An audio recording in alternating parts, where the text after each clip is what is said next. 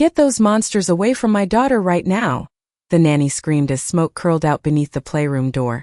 And somewhere inside the enormous penthouse, 2 8-year-old children were laughing while a fire alarm shrieked loud enough to rattle the crystal chandelier above the marble staircase. Ethan Calloway dropped his phone so hard it cracked against the hardwood floor, his board member still shouting through the speaker as another nanny stormed toward the elevator in tears, clutching her purse and yelling, "Your kids need a therapist, not a babysitter."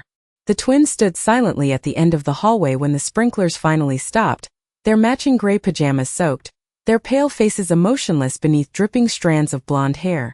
And right in the middle of the blackened playroom floor sat a tiny paper swan untouched by water or ash. 40 minutes later, the city's most feared billionaire sat alone inside the lobby cafe of the Beaumont Hotel, while assistants whispered nervously around him, and the smell of smoke still clung to his $1,000 suit. He barely noticed the untouched espresso cooling beside his hand. Another nanny gone. Number 12 in 11 months. Another disaster splashed across private security reports his lawyers would bury before sunrise. Ethan rubbed both hands across his face as guests passed by, pretending not to stare. "Sir," a soft voice interrupted. He looked up sharply. A waitress stood beside the table, balancing a tray against one hip. She wore a plain black apron, non-slip shoes, and a gold name tag that read Lena Brooks. Dark curls were tied neatly behind her head, but a few strands had escaped near her cheeks from the dinner rush downstairs. She glanced toward the burn mark smeared faintly across Ethan's cuff. "Your children okay?" she asked quietly. Ethan gave the same cold answer he always gave reporters, teachers, therapists, and exhausted employees. "They're difficult." Lena didn't move. Around them, silverware clinked softly against china while jazz music floated through the lobby speakers. But her eyes stayed fixed on him with unsettling calm. "Kids don't set fires because they're difficult," she said. "They do it because they want someone to notice the smoke." Ethan's jaw tightened instantly. "You don't know anything about my family." "You're right," Lena replied gently, setting down a fresh cup of coffee he hadn't ordered. "But I know what hurt looks like when it's wearing expensive clothes." For the first time all night, Ethan looked directly at her instead of through her. She couldn't have been older than 30, yet there was something steady in her voice that cut deeper than the screaming had. No pity, no fear, just certainty. Before he could answer, a hotel employee rushed across the marble floor holding a tablet. "Mr. Calloway, security found this in the twins' room." Ethan frowned as the employee handed over a small object sealed inside a clear plastic bag. Lena leaned slightly closer without speaking. Inside the bag rested a child's paper swan folded from old sheet music, the edges burned dark from smoke. Ethan froze the second he recognized the handwriting printed faintly across the creases. It belonged to his late wife. Beneath the folded wing, written in fading ink, were 4 words that made the blood drain from his face. "Play this for Lily." The cafe suddenly felt too quiet. Ethan stared at the paper swan while somewhere far above the hotel lobby, hidden behind locked penthouse doors and armed security, 2 children waited in silence beside the ashes of another ruined room. "You are not stepping anywhere near my children again," Ethan said coldly the moment the elevator doors opened onto the penthouse floor, but Lena did not move back toward the elevator. She stood there holding a paper bag with 2 grilled cheese sandwiches and a carton of tomato soup, while smoke damage crews rolled equipment across the marble hallway behind her. "Then why did you ask security to bring me upstairs?" she asked softly. Ethan opened his mouth then stopped. Because he did not know. Because ever since seeing his wife's handwriting folded into that tiny paper swan, something inside the carefully controlled walls of his life had started cracking in places he could no longer ignore. The penthouse looked worse in daylight. Half the ceiling lights were still dark from water damage. White sheets covered expensive furniture. The scent of burned plastic lingered faintly beneath lemon disinfectant. Somewhere deeper inside the apartment, a television played loudly, followed by a sudden crash and the sound of children running. Ethan closed his eyes briefly. "This is a mistake," he muttered. Lena glanced toward the hallway. "Maybe," she said. "But hungry children still need dinner." Before he could stop her, she walked calmly into the kitchen as if she had done it 100 times before. Every employee in the room froze. The house manager nearly dropped a stack of towels. One security guard whispered under his breath, She is not going to last 10 minutes. Lena ignored them all. She placed the sandwiches onto ceramic plates instead of paper towels, poured the soup into bowls, and quietly asked where the spoons were kept. Ethan watched from the doorway, strangely unsettled by how normal she acted inside a place that had become emotionally radioactive to everyone else. Then came the footsteps overhead. Fast, heavy, deliberate. A second later, something small bounced down the staircase and rolled across the kitchen floor. Ethan looked down. A golf ball. Another followed. Then another. Lena glanced upward just as Mason appeared at the top of the stairs wearing a wrinkled astronaut shirt and one bright orange sock. Lily stood beside him gripping the wooden railing. Neither child smiled. Mason folded his arms. Dad hired another one already? Ethan stiffened immediately. Watch your tone. Mason rolled his eyes. Why? She is just going to leave too. Lily's pale green eyes shifted toward the sandwiches cooling on the counter. We are not eating with her. Lena surprised everyone by nodding. Okay. The twins blinked. Ethan frowned. Okay. Lena leaned casually against the counter. You do not have to eat with me. She pointed toward the bowls. But your soup is getting cold, and honestly, I burned one side of the sandwiches because your stove scares me. For the first time, Mason looked uncertain instead of angry. Lily narrowed her eyes suspiciously. You burned grilled cheese? Lena lifted one shoulder. Very impressively. Silence settled over the kitchen. Then unexpectedly Lily snorted. A tiny sound. Barely there. But Ethan felt it hit the room like thunder. Mason looked horrified at his sister for almost laughing. Lena pretended not to notice. She picked up the badly burned sandwich and took a dramatic bite. Yep, she said while chewing. That is definitely charcoal. Lily covered her mouth quickly, but another laugh escaped anyway. Small. Sharp. Human. Ethan stared at his daughter as though he had forgotten the sound existed. The moment shattered almost instantly when Mason spotted the folded paper swan resting near Ethan's watch on the counter. His face drained of color. Where did you get that? He demanded. Ethan hesitated. It was in the playroom. Mason lunged forward so suddenly that a spoon clattered off the island onto the tile. He snatched the swan with trembling hands and backed away protectively beside Lily. You were not supposed to touch it, Lily whispered, panic replacing the brief warmth in her voice. Lena noticed it immediately. Not anger. Fear. Real fear. Mason held the tiny burned swan against his chest like it was alive. Mom said nobody opens them except us. The kitchen fell silent again. Even the cleaning crews outside stopped sounding loud. Ethan stared at his son. Opens them. Slowly, carefully, Mason unfolded one wing of the paper swan. Inside the crease was another message written in faded blue ink. 3 words this time. Check the piano. Nobody goes into that room, Lily whispered so sharply that even the house staff outside the kitchen turned to look, and Mason immediately folded the paper swan closed again like he had revealed too much. Ethan stared at both children in disbelief while Lena quietly lowered the stove flame beneath the untouched soup. There is a piano room? Ethan asked slowly. Mason laughed once, bitter and small. Of course you do not know. The words landed harder than shouting ever could. Ethan opened his mouth but no answer came. Because the truth sat there between them in humiliating silence. There were entire rooms inside his own penthouse he had not entered since his wife died. Lena watched the twins carefully now. Not their anger. Their hands. Lily kept twisting the sleeve of her pajama shirt around her fingers while Mason gripped the folded swan so tightly the paper edges bent. Fear again. Not fear of punishment. Fear of losing something. What is in the piano room? Lena asked gently. Neither child answered. Ethan straightened. Enough secrets. Open the room. Mason's face hardened instantly. No, Mason. No, the kitchen air tightened again. Fragile warmth disappearing beneath years of grief packed tightly into one frightened little boy. Ethan stepped forward, voice colder now.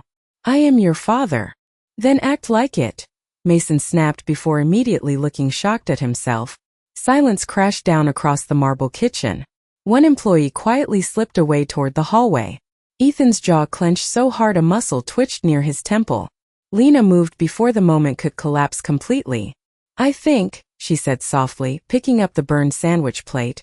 "That everybody here is tired and hungry and one more argument is probably not going to help." Ethan exhaled sharply through his nose and looked away first. That alone stunned the twins. Powerful men usually demanded the last word. Lena simply walked toward the breakfast nook overlooking the city skyline and sat down with her sandwich like none of this was extraordinary. After several long seconds, Lily slowly climbed onto the chair across from her. Mason hesitated beside the counter. "You really burned both sides?" he asked quietly. Lena nodded with complete seriousness. Honestly, it felt personal. Another tiny smile flickered across Lily's face before disappearing again. Ethan stood frozen near the kitchen island watching his children drift toward someone they had met less than an hour ago. Did not make sense. Yet somehow it did. Because Lena never pushed. Never demanded. She left room for them to come closer on their own. 20 minutes later, the penthouse had grown quieter. Cleanup crews worked 2 floors below. Rain tapped softly against the towering windows overlooking Manhattan. And for the first time in months, the twins sat at the same table as another adult without plotting an escape route. "Lena, listen," while Mason explained why astronauts needed music during long missions because silence in space could make people feel crazy. Lily corrected every scientific detail dramatically, while dipping grilled cheese crust into tomato soup. Ethan stayed near the doorway pretending to answer emails he was not reading. Then Lena noticed something strange. Every few minutes, Lily glanced toward the hallway leading deeper into the penthouse. "Waiting. Listening. Someone else lives here?" Lena asked carefully. Both children froze instantly. Ethan looked up sharply. No, but Lena had already seen it. The flicker in Mason's eyes. The panic. The guilt. A loud creak echoed somewhere down the hallway. Lily nearly dropped her spoon. Mason stood so fast his chair scraped violently across the hardwood floor. "She is awake," he whispered. Before Ethan could ask what he meant, both twins bolted from the breakfast nook and disappeared down the hallway clutching the folded paper swan between them. Ethan cursed under his breath and rushed after them while Lena instinctively followed several steps behind. The hallway lights dimmed automatically as they moved deeper into the private side of the penthouse where framed family photographs lined the walls. In every picture, Ethan's late wife sat beside a black grand piano with the twins curled against her shoulders smiling into the camera. At the very end of the hallway stood a tall white door wrapped tightly with yellow silk ribbon. Mason reached it first. His small hand trembled against the doorknob. Then from somewhere inside the locked room, soft piano notes drifted into the hallway. One slow melody, broken, hesitant, as though invisible fingers were trying to finish a song that had never ended.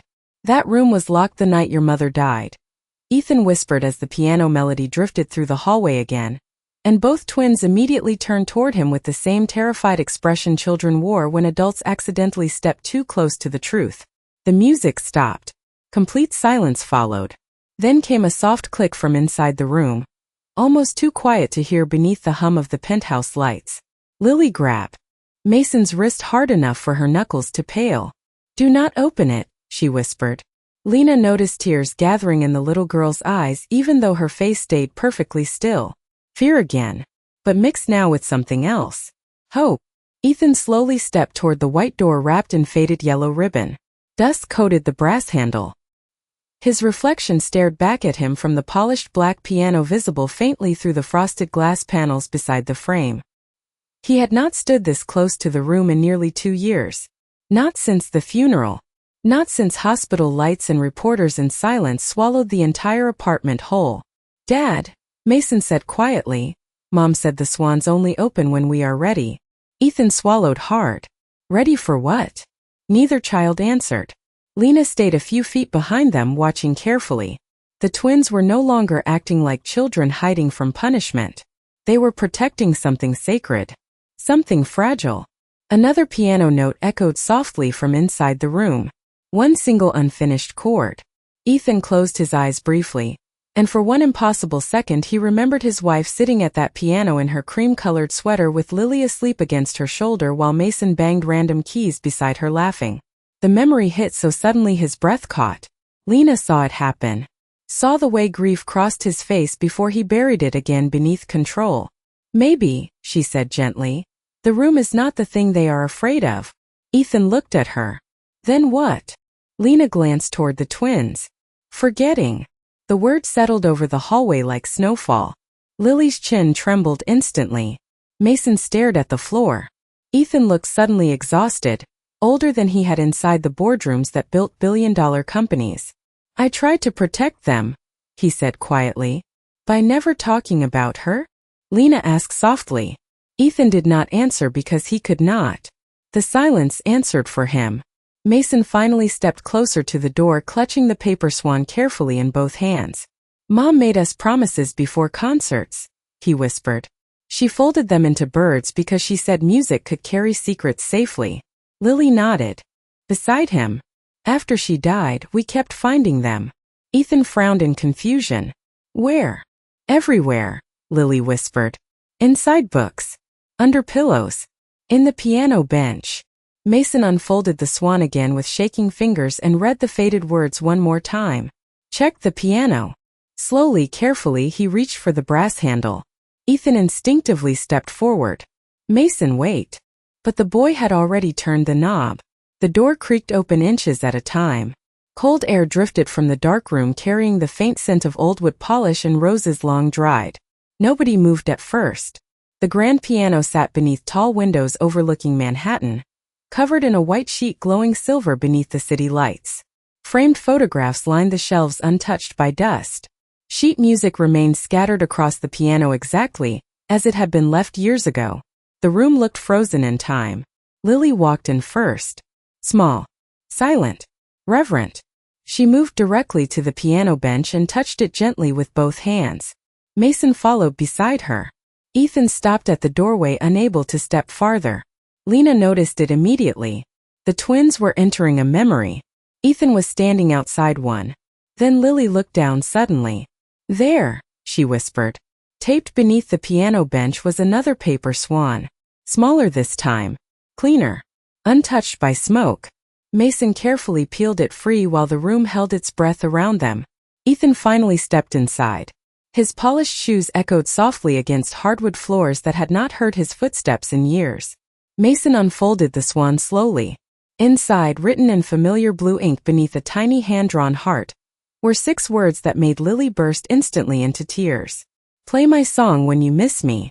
Lily's sob broke the silence so suddenly that Ethan flinched like someone had shattered glass beside him, and before he could move toward her, the little girl buried her face against the covered piano bench whispering, I do not remember her voice anymore. The confession hollowed the air inside the room. Mason immediately wrapped both arms around his sister's shoulders while staring fiercely at the floor as though daring himself not to cry too. Ethan looked completely unprepared for the sentence that had just left his daughter's mouth. Not because it was loud, because it was small. Quiet truths always hurt worse. Lena slowly walked farther into the room, careful not to disturb the fragile stillness wrapped around the piano like dust. Family photographs covered every shelf. Ethan's late wife smiling at charity concerts, laughing beside the twins at the beach, holding Mason on her lap while Lily played random notes across piano keys with sticky little fingers. In every picture, the same warmth lived in her eyes. Lena noticed something else too. Every photo frame stopped suddenly after one particular date. Nothing newer existed inside the room. Time had ended here. Lily wiped at her cheeks angrily. Dad stopped playing her music after the funeral. Ethan swallowed hard. Lily? You turned everything off, she whispered without looking at him. The records.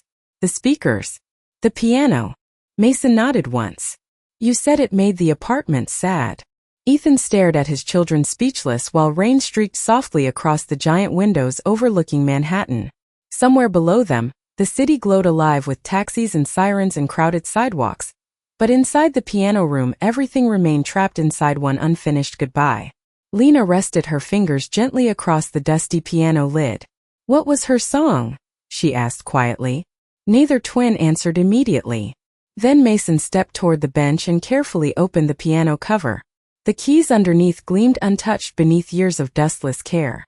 Mom wrote it herself, he said softly. She played it every birthday. Ethan closed his eyes briefly.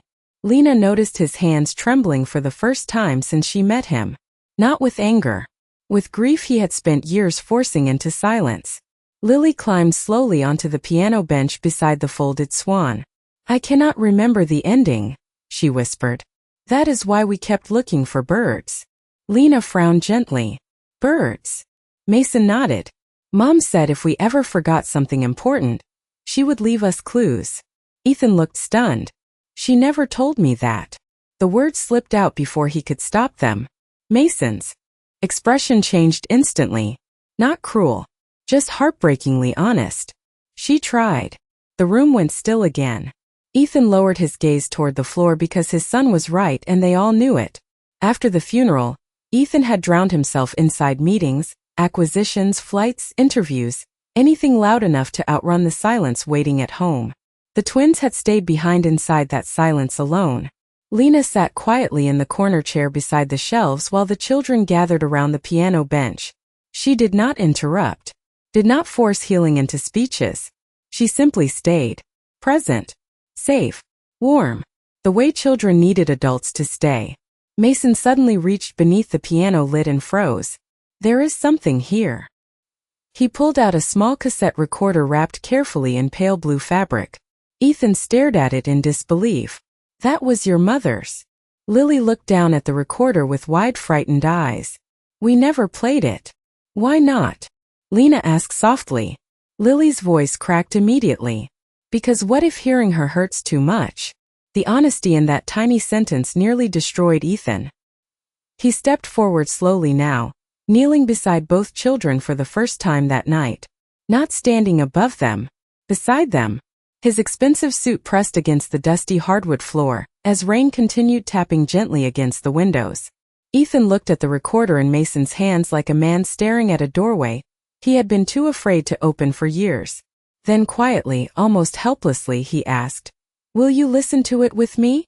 The cassette recorder clicked once in Mason's trembling hands, and all four of them froze as the tiny machine whirred softly to life beneath the dim chandelier glow of the piano room. Static crackled through the speakers first. Then silence. Long enough to make Lily panic. It is broken, she whispered, her voice collapsing with disappointment. But suddenly a woman's soft laugh floated into the room like sunlight through dust. Ethan's breath caught so sharply he nearly doubled over. Okay, the recording said warmly between small bursts of static. If my dramatic little birds are listening to this, then it means one of two things.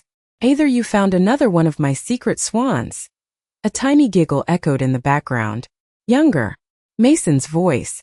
Or your father finally opened this room instead of pretending feelings are a scheduling conflict. Lily gasped so hard she covered her mouth instantly while Mason let out a broken sound somewhere between a laugh and a sob. Ethan lowered his head into one shaking hand. Lena quietly looked away, giving grief privacy even while sitting only a few feet away. The recording continued. Ethan, if you are hearing this too, hi, sweetheart. Her voice softened there. Slower. Gentler. You are probably blaming yourself again. Please stop. Ethan squeezed his eyes shut. Rain pressed harder against the windows while the city lights blurred behind tears he could no longer hide. I know you, the woman said softly through the speakers. You love people so deeply that when you lose them, you bury the love with them because it hurts less than carrying it around. Mason leaned instinctively against his father's shoulder now. Ethan wrapped one arm around his son without even realizing he had moved. But if you do that, the recording continued, the twins will think love disappears when people do. And that cannot be what they learn from us. Lily began crying silently beside the piano bench. Not loud tears. The exhausted kind children cry after carrying sadness too long. Ethan finally reached for her, and after one small hesitation, she climbed into his lap for the first time in nearly 2 years. Lena watched the moment quietly from her chair, one hand covering her mouth. Healing did not arrive all at once. It arrived in tiny impossible moments like this. Now, the woman's voice said brighter. For my little birds. Mason, stop pretending you are not sensitive. You cry during dog movies. Mason laughed through tears immediately. I do not, he whispered automatically. Lily wiped her face quickly. You cried during all 3. The recording crackled warmly again. And Lilybug, if you are still hiding snacks under the piano bench, I respect the commitment. Lily actually smiled then. Small. Fragile. Real. Ethan stared at both children like he was seeing parts of them return from somewhere very far away. Then the voice softened again. One more thing. The room went still instantly. If something ever happens to me, promise you will still play music in this house. Promise you will still laugh loudly. Promise you will let people love you when they try. Ethan bowed his head completely now, shoulders trembling beneath years of grief finally breaking open. Because sadness grows best in silence, she whispered through the recorder. Do not let silence raise our children. The cassette clicked softly as the recording ended. Nobody moved afterward. The only sound left was rain tapping gently against the windows and Ethan trying unsuccessfully to steady his breathing. Then very slowly, Lily lifted her face from his shoulder and looked toward Lena sitting quietly beside the bookshelves. You stayed, she whispered. Lena blinked softly. What? Lily wiped at her cheeks. Everybody else leaves when this stuff gets messy. Ethan looked toward Lena too now. So did Mason. The room held its breath again while the city glowed beneath them in silver rainlight. Lena gave the twins a small gentle smile.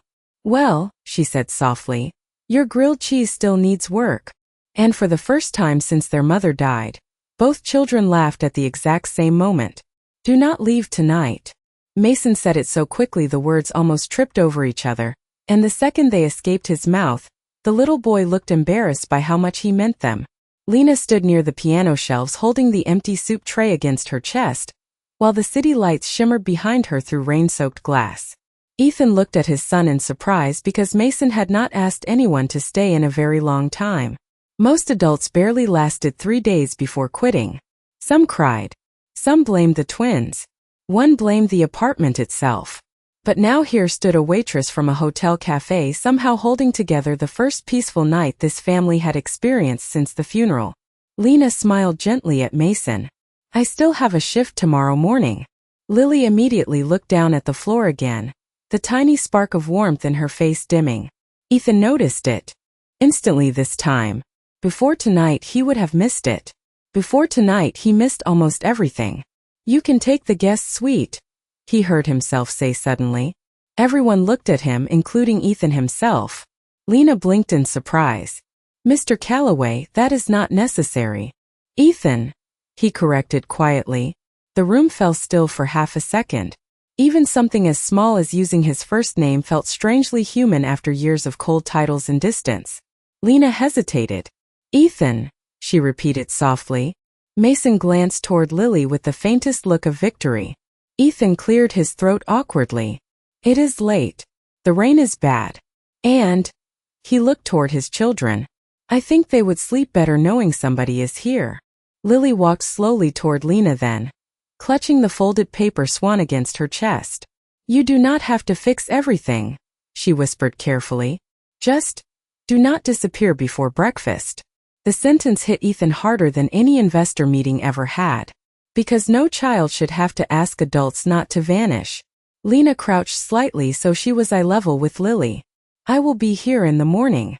Lily searched her face carefully as if testing whether promises could still be trusted. Then finally she nodded once. Tiny. Careful. Hopeful. An hour later the penthouse felt different. Softer somehow. The cleanup crews had gone home. Warm lamps glowed through the hallways instead of harsh overhead lights. Somewhere in the kitchen, Lena quietly washed dishes while humming under her breath. Not loudly, just enough to fill the silence with something alive. Ethan stood alone near the balcony doors watching rain slide across Manhattan 30 stories below. Behind him, the twins slept curled together on the giant sectional sofa instead of hiding separately in their bedrooms like usual. The cassette recorder rested safely beside them. Lena entered quietly carrying 2 mugs of tea. Could not sleep either? She asked softly. Ethan accepted the mug with tired hands. I forgot what this apartment sounded like when people talked in it. Lena leaned lightly against the balcony railing beside him. Children get loud again when they feel safe. Ethan stared out at the city. I thought giving them everything would help. You gave them everything except grief, Lena replied gently. He looked at her then. Really looked at her. Not just the apron or the hotel name tag or the woman who accidentally stepped into his family disaster. He noticed the faint burn scar along her wrist disappearing beneath her sweater sleeve. He noticed how carefully she listened before speaking, how calm she stayed around broken things. "What happened to your hand?" he asked quietly. Lena instinctively covered the scar. "Kitchen fire years ago." Ethan frowned slightly. "Were you hurt badly?" She shook her head once. "Not me." Something heavy moved briefly across her face before disappearing again. Ethan realized then that Lena understood grief too well to be frightened by theirs. Before he could ask another question, a small sleepy voice echoed from the sofa behind them. "Dad." Ethan turned instantly. Mason sat rubbing his eyes beneath the blanket. "Yeah, buddy." The little boy hesitated. "Can we play Mom's song tomorrow?" Ethan's throat tightened immediately. For 2 years he would have said no because hearing it hurt too much. Tonight he looked toward Lena standing quietly beside him, then back toward his son waiting nervously for rejection. Ethan swallowed hard and nodded slowly. "Yeah," he whispered. "Tomorrow we will play it together." And for the first time in years the penthouse did not feel haunted. It felt like a family trying to come home. The first thing Ethan heard the next morning was laughter crashing down the hallway before sunrise, followed immediately by Lily shouting, "Mason, that is not how pancakes work." And for one disorienting second he thought he was dreaming about a life he no longer had. He sat upright in bed listening carefully while warm morning light spilled through the penthouse windows. More laughter followed. Real laughter. Not forced. Not distracted. Alive. Ethan threw on a sweatshirt and walked toward the kitchen, still half expecting silence to return the closer he got. Instead he stopped cold in the doorway. Flour covered nearly every surface. One pancake hung halfway off the ceiling light fixture. Mason stood barefoot on a stool trying unsuccessfully to flip another pancake, while Lily stirred batter with dramatic concentration. And right in the center of the chaos stood Lena wearing one of Ethan's oversized aprons tied loosely over her sweater, laughing so hard she had to lean against the counter for support. None of them noticed Ethan at first. "Okay," Lena said between laughs. "I officially think your pancake is trying to escape." Mason pointed proudly toward the smoking skillet. "That one is shaped like Texas." "That one is shaped like a medical emergency," Lily corrected immediately. Ethan could not remember the last time this kitchen sounded like children lived in it. The realization hit him quietly. Painfully. Then Lily finally looked up and froze. "Dad is staring again," she whispered. Mason turned instantly. "You are not allowed to fire her," he said before Ethan could speak. Lena blinked in surprise while Ethan actually laughed under his breath for the first time in years. The sound startled everyone, including him. "I was not planning to," he admitted. Lily narrowed her eyes suspiciously. "Promise." Ethan looked at his daughter standing there with pancake batter on her cheek, and hope carefully hidden beneath her voice. "Promise." Something inside Lily softened visibly at the word. Lena quietly slid a plate toward Ethan. One pancake sat in the center, slightly burned around the edges and shaped nothing like a circle. "Chef Mason insisted this one was for you," she said. Ethan looked toward his son. Mason shrugged awkwardly. "It was supposed to look like a piano." "It looks like Wyoming," Lily muttered. Ethan sat down slowly at the kitchen island, while the twins continued arguing over pancake geometry. He watched them carefully. The way Mason bumped shoulders with Lena while reaching for syrup. The way Lily automatically leaned against Lena's side, while reading the back of the pancake mix box. Small things. Tiny things. But they were things grief had stolen for too long. Then Lena noticed the untouched black grand piano visible down the hallway through the open doors of the music room. Her expression softened slightly. "You promised them something." "Last night," she reminded Ethan gently. The kitchen grew quieter immediately. Mason lowered the spatula. Lily stopped stirring batter. Ethan stared toward the piano room where sunlight now touched the polished keys for the first time in years. Fear moved briefly across his face again. Not fear of music. Fear of what returning to it might unlock. Lena walked quietly to the small speaker system near the kitchen shelves and connected the old cassette recorder carefully through an adapter cable. Soft static filled the kitchen.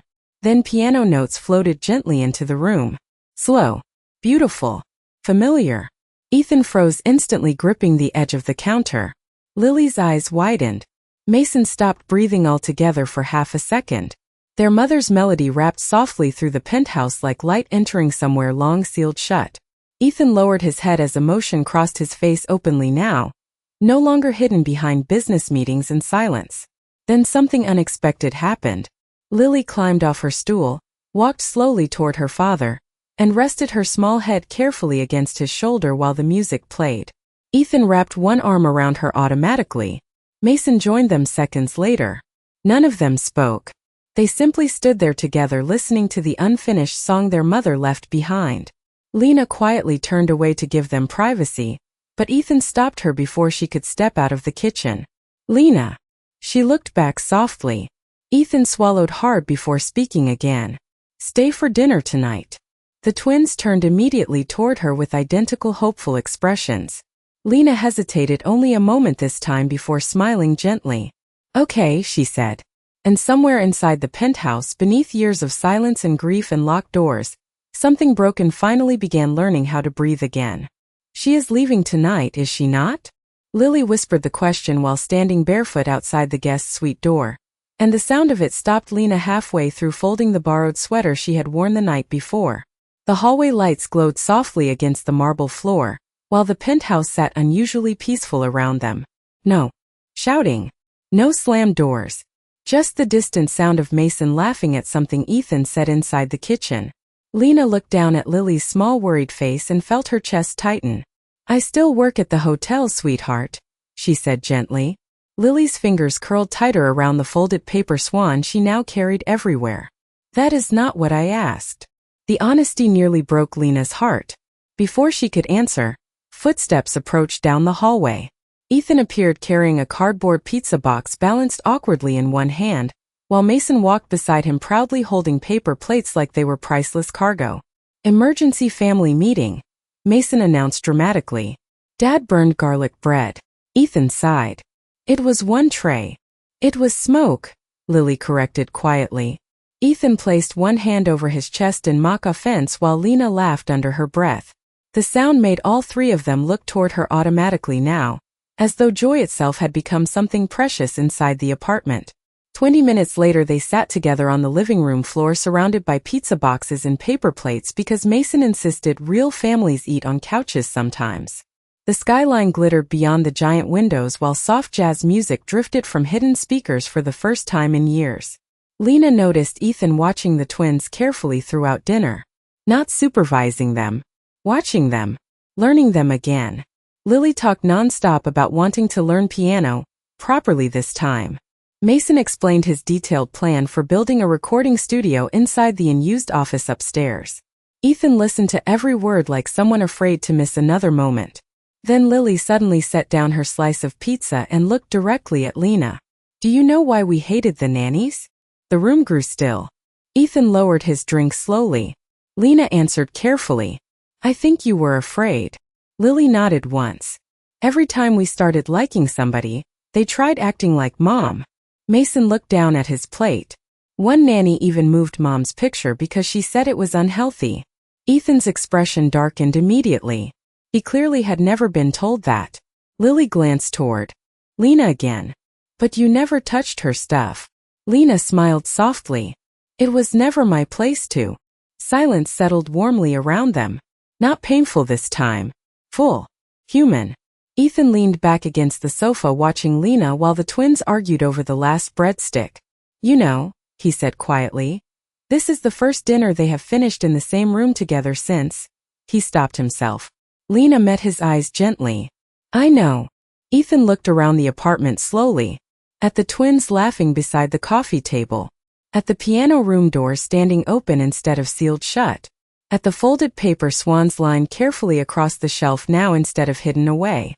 "I spent 2 years trying to stop this place from hurting," he admitted softly. "And all I really did was stop it from living." Lena did not answer immediately. Then quietly she said, "Grief does not leave when you lock it away. It just gets lonely." Ethan stared at her for a long moment like he was memorizing the sentence. Then suddenly Lily climbed into Lena's lap without warning, resting her head against her shoulder with complete trust. Mason followed seconds later, leaning quietly against Lena's arm while pretending not to. Ethan felt something shift painfully inside his chest at the sight. Not jealousy. Gratitude. The kind so deep it almost hurts. Lily looked up sleepily then and held out the tiny paper swan she had carried all day. "This one is for you," she whispered. Lena unfolded it carefully. Inside, written in crooked pencil letters clearly done by two small children together, were 7 simple words. "Thank you for staying when it got messy." Lena pressed one hand gently over her mouth as emotion flooded her face. Ethan looked toward the skyline briefly, blinking hard before turning back toward the people sitting on his living room floor. His children no longer looked haunted. They looked safe. And for the first time since losing his wife, Ethan realized healing had not arrived like lightning or miracles or grand speeches. It arrived quietly, wearing an apron, burning pancakes, staying through the messy parts, and somewhere deep inside the penthouse once filled only with silence, a family finally began to sound like home again.